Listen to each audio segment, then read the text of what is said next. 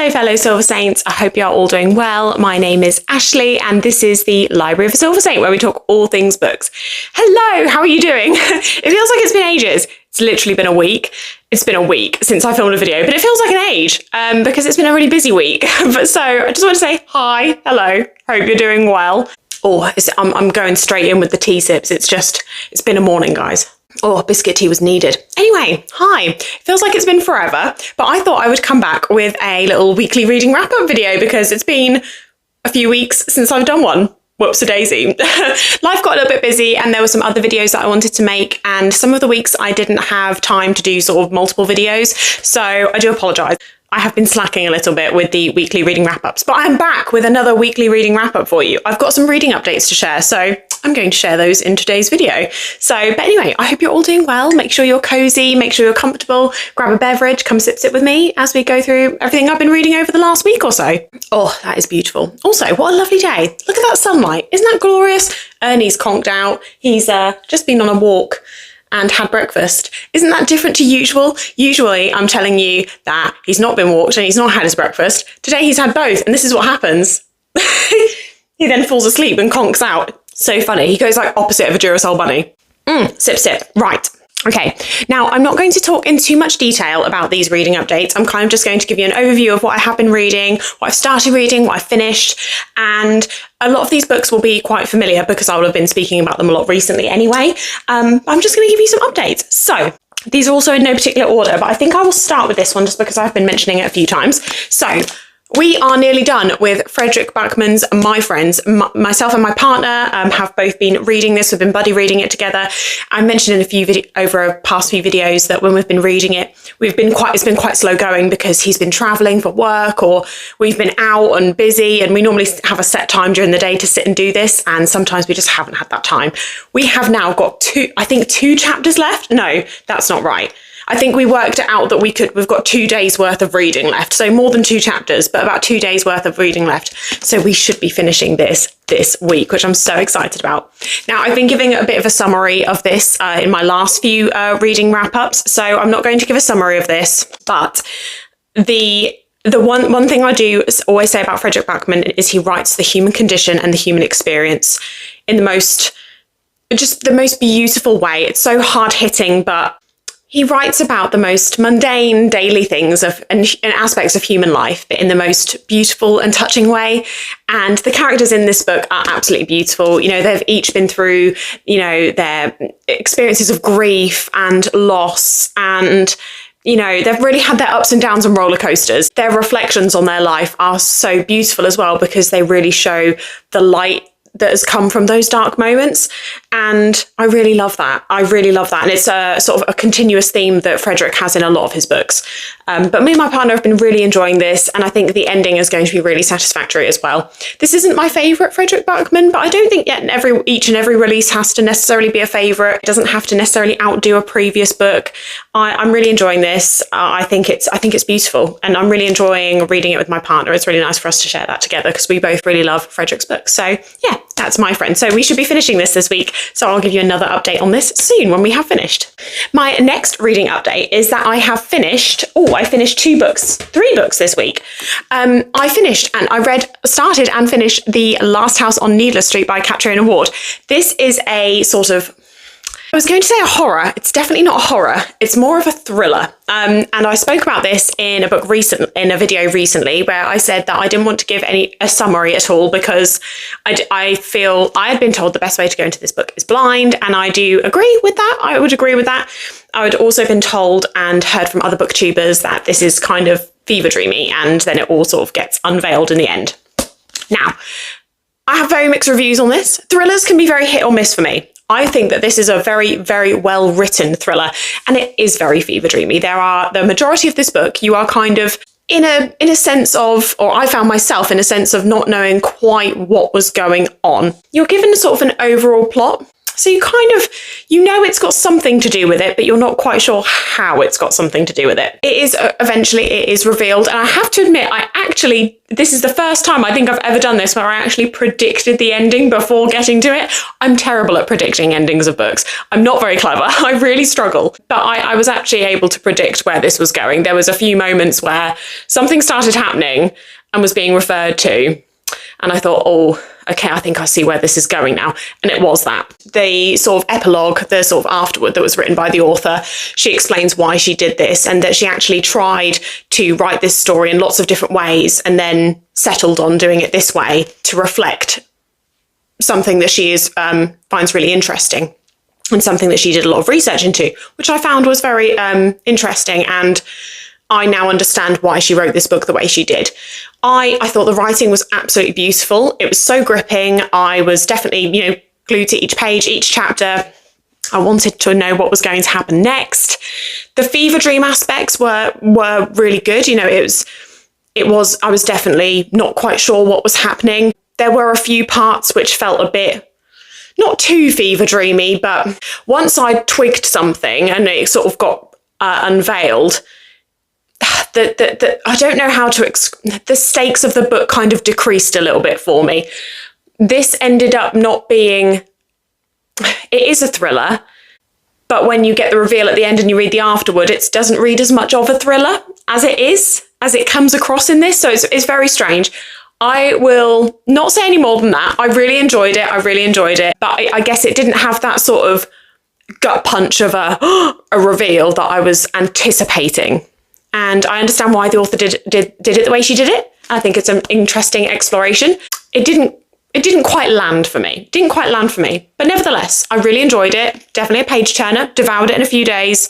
And if you're looking for a cool thriller, I would highly recommend it. I thought her writing was absolutely brilliant. I also started The Book Thief and read The Book Thief by Marcus Zuzak. I said that I wanted to do this one. This has been on my, That Last House on Needless Street has been on my physical TBR forever. It's been on there for so long. It's worryingly long.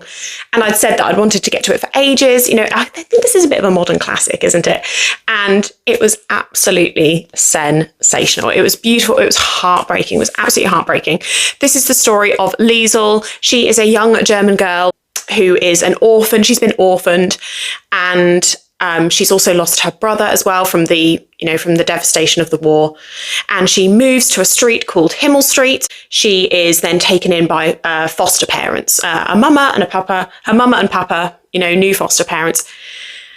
And despite all the trauma that's going on around her and the war and everything, she manages to find love in her new mama and her papa, especially her papa. And that's how she refers to them in the book. And she meets new friends, and you just follow her through this story, which is narrated by Death. And Death sort of describes themselves as being very busy. Obviously, this is during the time of World War II. I just thought it was absolutely beautifully written. And again, not quite the same as Frederick Buckman, but similarly, it's interesting because obviously it's narrated by Death. So naturally you would think, and also, of course, it being sort of about World War II, I think it would be fair to say that you would naturally assume that Death's narration would be incredibly dark, but actually it was the opposite of that. Death as a voice and as a narrator in this book actually had a very, I don't want to say light and bright view of the world.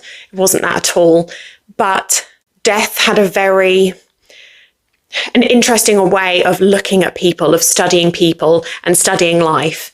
And it was just clearly an observer and was just voicing their observations, but looked at the most beautiful aspects of the small things that were going on between people in this awful time. And, focusing in on Liesel and her new family and her new friends, you were kind of able to draw on, as I say, those beautiful small moments that in something as such as like the horrors of World War II, you would think that those moments wouldn't exist. But they're really drawn upon and spoken so loudly, and it was incredibly profound. I think there was one interesting passage that I read that I saved. I put a little note in because it just blew me away. It's Death talking about, it's one of Death's narrations. So it says, "A small piece of truth. I do not carry a sickle or scythe. I only wear a hooded black robe when it's cold, and I don't have those skull-like facial features that you seem to enjoy pinning on me from a distance. You want to know what I truly look like? I'll help you out. Find yourself a mirror while I continue. I just thought that really hit me. I read it probably about 4 times. I thought that was incredible.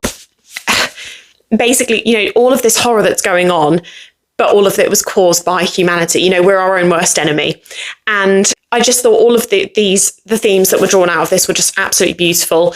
But also, as I say, these small aspects of human everyday life and connection, you know, those little connections, those little friendships and those little acts in a time like this that can just be so meaningful. And it was beautiful. So Death had a strangely positive and warming outlook on life, which I think was very much needed in this book, but it was also such a strange sort of contrast to what you would assume. I thought it was absolutely beautiful. It was heartbreaking, absolutely heartbreaking. I cried. It was beautiful. It was absolutely beautiful and stunning. I'm so glad I've read it, and I will treasure this. I will treasure this reading experience. It was stunning. It was absolutely stunning. I then also finished Iron Gold, which is technically book 4 in the big sort of Red Rising saga, but this is sort of book 1 in Era 2. So Era 1 of Red Rising is Red Rising, Golden Sun and Morning Star, and then you have Era 2, Iron Gold, Dark Age, Lightbringer, and release that hasn't come yet, Red Gold. So we're in Era 2. So I have been sort of saying with this that I'm not trying to say too much about this because I don't want to ever spoil, you know, if you've not read Red Rising Era 1, I don't want to spoil it for you. But this is set sort of 10 to 15 years, I think, in the future from Red Rising Era 1. And, you know, we're looking at Darrow Aulikos, who is our sort of main protagonist in this series. He is our POV in the first 3 books.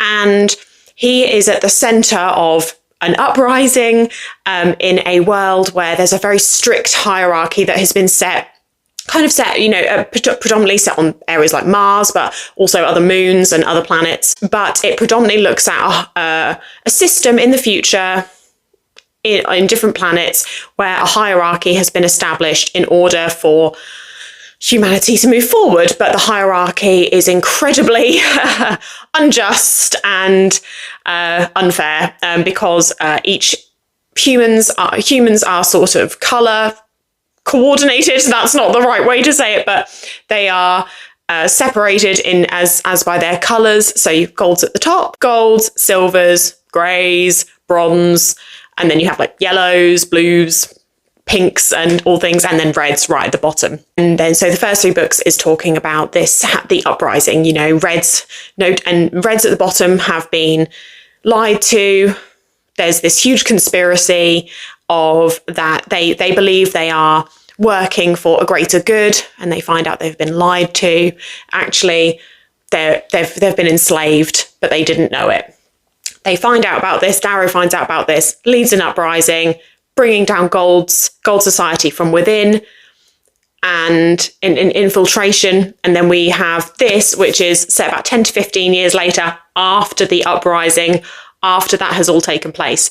And this book is very different. I would say that this book is better written than the first trilogy, in my opinion. I think Pierce Brown has improved in his writing. I thought his writing was absolutely beautiful in this.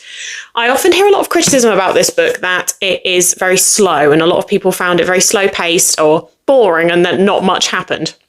Now, I've mentioned this in a previous video, but my argument against this would wholeheartedly be that it's not slow at all. It's just that it's structured differently. And also that books 1, 2, and 3 of Red Rising were really, really, really fast paced. So coming from reading books like that, where they are incredibly fast paced and it's just boom, boom, boom, this could probably be a bit of a shock to the system because it does slow down a little bit and it's not just constant action. What I would say is incredible about this is the politics really starts to come into play. You know, you're in a world where this uprising has taken place. Society as we know it has not been, it's been crumbled in a way for the greater good ultimately, but it has been crumbled. And this is looking at the fallout of that, the aftermath of that. How do you recover? How do you establish a good society off the back of all of this? How do you move forward? How do you organize? How do you regroup when there's been when there's so much that's fractured, can society work without the hierarchy? Is the hierarchy kind of still present? And yeah, it just asks a lot of questions. And also with this, we're introduced to new POVs. So we get POVs from other characters, corrupt people. We've got, reds that are, feel like actually they're a red, but they've not come out of this uprising very well. They feel like they're almost worse off. They feel like before the uprising they had a purpose, and now they feel like their purpose has been taken away. So you've got there's a lot of questioning going on, a lot of politics. There is also one chapter in this, if you've read it, you might know which one I'm talking about. There is one chapter in here where I was on the edge of my seat. Do I give a spoiler? It felt very gladiatory, I'll just say that. And it was absolutely brilliant. It was written phenomenally. I was in awe of that chapter. It was beautiful. I actually might go back and just re-listen to that chapter. That was amazing. But what my overall thoughts on this are that, yes, it is slower paced, but there's a lot more politics going on in this. And so it's a lot more well thought out. And I think the questions that the first trilogy sort of set in my mind are now being really deeply explored in so many different ways. So I think this is going to touch those themes on a much deeper level. I'm really excited for Dark Age. I really enjoyed this. I thought it was brilliant, incredibly well written, and phenomenal. So yes, and I will be reading Dark Age very soon, and I can't wait to get to it. So that is Iron Gold by Pierce Brown. So I have finished Berserk Volume 14 and I have started Berserk Volume 15. This is my next sort of little update. I am not going to say anything too much about this. If you've been watching any of my videos, you know how I've been feeling about Berserk. I've been adoring my Berserk journey. I absolutely love it. I've come out of the eclipse phase of the book now. And so it's slowed down a little bit again. Well, when I say slowed down, I don't really mean like slowed down. I just mean it's not quite as intense, but it's still really intense. But we're following Guts again from the aftermath of the eclipse taking place. So we're kind of back with Guts how he was at the beginning in volumes 1, 2, and 3. And so, but now we've got all of that sort of in between has been established now. I now know his journey from him being a child to getting to where he was in volumes 1, 2, and 3. It's brilliant. It's absolutely brilliant. It's brilliant. And also the horror in this is just the graphics, the drawings, the art is phenomenal. It's phenomenal. And I don't want to show you, I feel like it's so dodgy to sort of say, I'm going to show you, because the art is stunning, but it's also very much like, it's very difficult to show Berserk art without, drawing too much negative attention. But that's just one drawing of Guts. But look at him. It's phenomenal. It's absolutely phenomenal. I'm loving this. And I hopefully will finish volume 15 this weekend, because I've only got a few pages left. Yeah, I'll do it. But yeah, so I'm loving Berserk. Also, I have to talk about books that are new to my shelves, because I've had some book mail this week. I am very excited about it. Okay, so I've had some book mail this week, and I think I'm probably going to talk about the obvious one first. So, as you can probably tell, I have been very highly anticipating and excited about the release of Empire of the Dawn Book 3 in the Empire of the Vampire series by J. Kristoff. And this week, pre-orders were sent out and I was eagerly waiting for my delivery to come, and I got my email when I was at work saying like, it's been delivered to your safe place. And I think I still had like 6 hours of work left at that point, and I was just so sad thinking, God, can these 6 hours go really quickly, please?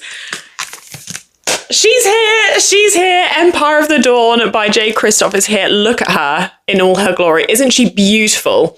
I could have cried. It was just how long I've been waiting for this. It's not been that long. I'm being very spoiled. It's been just over a year, but that feels like about a decade. Isn't she gorgeous? Look at it, and look at those lovely black sprayed edges. So this is the Waterstone special edition. You can't see my tabs, but I have been tabbing as I've been going. But isn't she just glorious? I would show the naked hardback. Is it a spoiler? I don't think it's a spoiler. I will just briefly show. It has a lovely sort of coat of arms on it. That's all I'll show. It's beautiful. It's absolutely beautiful. It is, of course, signed by the author, which I will show. Da-da-da-da. Yay! And I have also added my little tabs because I have been tabbing and underlining as I've been going. So I've been looking at plot and relevance, banter and humour, because there's plenty of it, heartbreak, because there's plenty of that too, love, I wish there was more, and profound lines, because there's loads of those too. So that's what I've been doing. And I wonder if I can show any of the artwork. I mean, if you've been following along, you probably will have seen some of the artwork that Jay has been releasing. I don't think this is a spoiler because Jay had posted this himself, and it is also just a portrait of, it's just a picture of Gabriel. Look at it. Oh, phenomenal. So I have started Empire of the Dawn. I am on currently, as of this recording, I am on book 2. Each Empire of the Vampire book is split into 6 books, and I'm on book 2 of 6. So I'm on page 261 of 750 odd. So I'm about a third of the way through. Just over a third of the way through. And I already know so many people have finished it, or they're really far ahead and they're just absolutely enjoying it. I've had to take my time with this. I've been busy this week, so I just haven't had time to sit and really blitz through it. But it's actually been quite nice to take some time with it because obviously I'm only going to get to read this for the first time once. So I'm loving it. It's everything I wanted it to be and more so far. It's just phenomenal. It's just everything. It's just everything. It's just everything. I'm so happy. I also, just to put it out there, if you are also reading Empire of the Dawn, we have a Discord. I've got a Discord and I'll put the link below. Please come and join because the Discord has come to life this last week since the Empire of Dawn has been released. People have been sharing their sort of reading updates. We're all doing non-spoiler reading updates as we're going, but I put Empire of the Dawn in there and split it up into each book. And so people are sort of putting what chapter they're up to and then writing their thoughts on that chapter or something that's happened. And they're doing it in the non-spoiler so covering it so you can only look if you've seen it or if you want to see it. And the discussions have just been so much fun. It's been so amazing just to be able to read this and then talk to everybody about it. I've been loving it so much. I'm not going to say anything else. I'm just a really happy chicken. So that's Empire of the Dawn. She's here, guys. And then I actually got some other book mail this week. So I've got a pre-order from the Broken Binding, which I haven't undone yet, but you can see what it is. So I will quickly open this on camera. And can I just say, I've mentioned this before, but if you haven't seen my really early videos on the channel, I love the Broken Bindings sellotape. Look at that, because it doesn't rip. Oh, if you are like me and you like to sort of recycle the paper that things are wrapped in, you will know how satisfying it is that the sellotape doesn't rip the paper. It just comes off. It's lovely. If you're a stationery freak like me, you'll understand. So, the Broken Binding recently released this, a special edition of Sharp Ends by Joe Abercrombie, which is his short story collection from the world of the First Law. Look at those edges. Oh my gosh, look at that. How cool is that? That's amazing. Oh, she's glorious. She's absolutely glorious. So I am currently, a few other reading updates as well. I have, oh my gosh, look at that. Look at that. Oh, she is stunning. She is beauty, she is grace. Oh my gosh, look at it. Glorious. I have just started my buddy read of The Heroes by Joe Abercrombie with Liam, the Scottish guy that reads. And this is technically book 5 in the sort of First Law world. And I'm loving that. We're only 2 chapters in, so I can't really say too much, but it's great to be doing a buddy read with Liam. So glad to be back in the First Law world. This is a short story collection that Joe has written about the First Law world. I'm not going to be getting to it anytime soon, but I went as soon as I saw this edition was being released. I just had to. So yeah, we're currently buddy reading The Heroes. I will give some more updates on that soon, but we're literally 2 chapters in, so I can't really give too many updates, but absolutely loving it. I love the First Law world. So I've got Sharp Ends, which I'll be reading right at the end, I think, after the Age of Madness trilogy, I believe, is when this sort of comes into play. So I'm really looking forward to this, but just look at that. Isn't that beautiful? Oh, it's just fantastic. So I'm really looking forward to reading this. So that is one other piece of book mail I got this week. Is it signed? Oh my gosh, it is. Yay. So that's really exciting. And also another reading update that I forgot to mention because I'm a terrible person. Also forgot to mention that I recently finished reading volume 1 of Tales of the Sun Eater by Christopher Rocchio. So this is a short story collection from the Sun Eater world, the universe. And I think it actually, you're supposed to read it before Demon in White. I've been doing a buddy read of the Sun Eater series with Andrew from Brother Grimdark, and we didn't read it before Demon in White. We read it after. But I recently finished that. I read that, finished that at the beginning of the week. Really good. There were some amazing short stories in there. I think if you're reading Sun Eater and loving Sun Eater, would highly recommend. Some of the stories were stronger than others. There were a couple that weren't as strong and I didn't feel were as necessary as such, but that's just my opinion. But generally loved them, thought they were brilliant, really amazingly written and really added to the universe. So I love it. And I'm really looking forward to reading Tales of the Sun Eater volume 2 very soon before we read Kingdoms of Death, which is very exciting. Also, just a side note that I have also started the audiobook of Clockwork Prince, which is book 2 in the Infernal Devices trilogy by Cassandra Clare. I recently read Clockwork Angel, which is book 1. This is a sort of YA romantasy fantasy series, sort of very steampunk industrial era London, but also involves a lot of fantastical elements. So you've got like werewolves, warlocks, vampires, things like that. It's really cool. And it follows a group of people who are shadow hunters who are sort of trained to defeat these demons. And yeah, as I say, it's a kind of a YA romantasy. So it's a bit of a love triangle.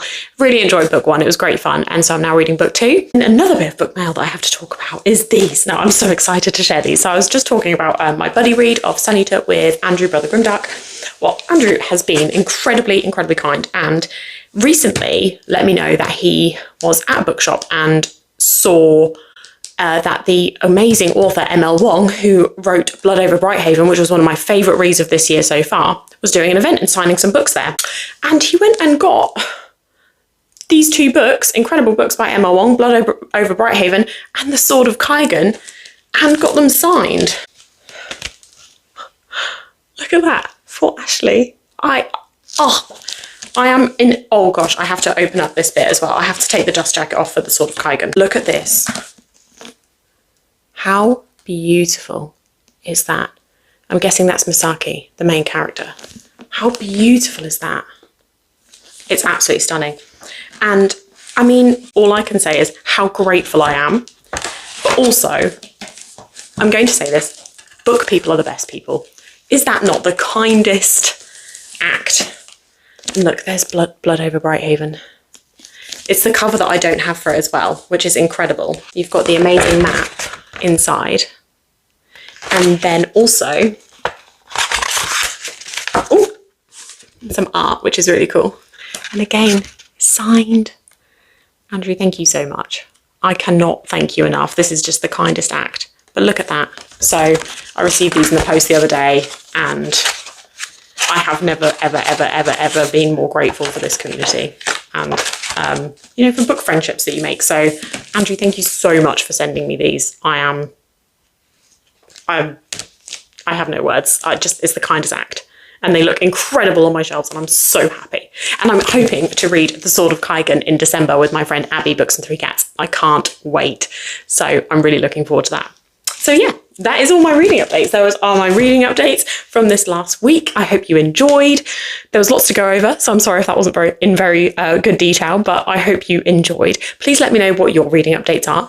Have you been reading Empire of the Dawn? And if you have you been enjoying it? Please tell me everything. If not, just please let me know what else you've been reading this week, because I would love to know. If you like this video, please do give it a like. I would be so, so grateful. And if you would like to stick around and become a firm member of the Library of a Silver Saint, then please do hit that subscribe button. I would love to have you here. I hope you all have a lovely week. Happy reading, and I'll see you all again soon. Bye.